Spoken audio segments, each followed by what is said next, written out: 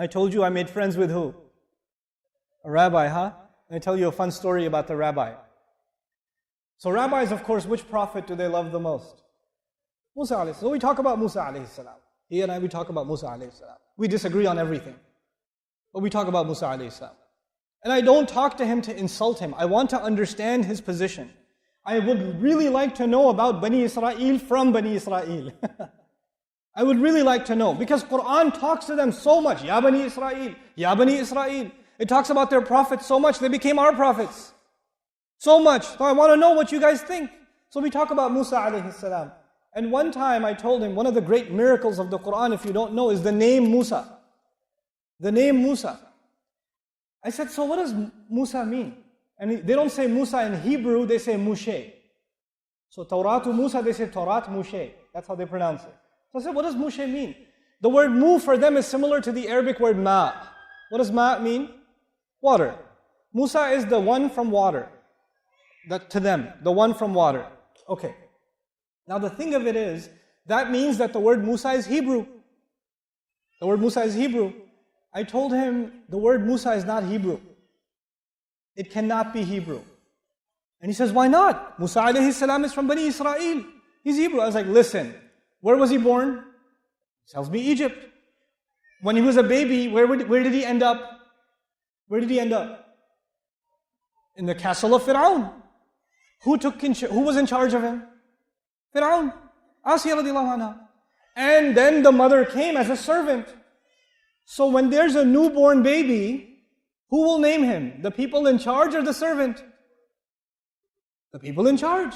And the people in charge will name him in the language of the slaves. If they're going to raise him as a prince, they will raise him as a prince, yes? They should name him in the language of the slaves or the language of the master. The language of the master. And the language of the master is Egyptian, it's not Hebrew. His name is Egyptian, his name is not Hebrew. But the problem with Egyptian is that the Egyptian language died. The Egyptian language was already dead 3,000 years when Rasulullah came sallallahu alaihi wasallam. Nobody knew the Egyptian language. So if somebody asked at the time of Rasulullah sallallahu alaihi wasallam, what does Mūsá mean? Nobody could tell you. Why not? Because the Egyptian language was already dead. We live in fortunate times. We live in times where because of Egyptology, the Egyptian language was revived and translated.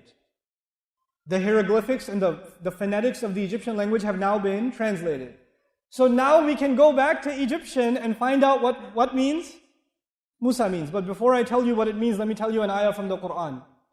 Mūsá alayhi salam came into the castle. His mother, his foster mother, the queen, picked him up. She took him to Fir'aun and she said, she said to him, عَسَىٰ أَن يَدْفَعَنَا أَوْ نَتَّخِذَهُ وَلَدًا. Maybe he could benefit us, or we could take him as a newborn. We could take him as what? A newborn. A newborn. The word Mūsá in Hebrew, in Egyptian means newborn. The word Mūsá in Egyptian means what? Newborn. She came to Fir'aun and said, maybe we could take him as a newborn. Maybe we could take him as a Mūsá. Quran translated Mūsá alayhi salam's name into waladan. The Quran knows the Egyptian language even when it's dead. Even when it's dead.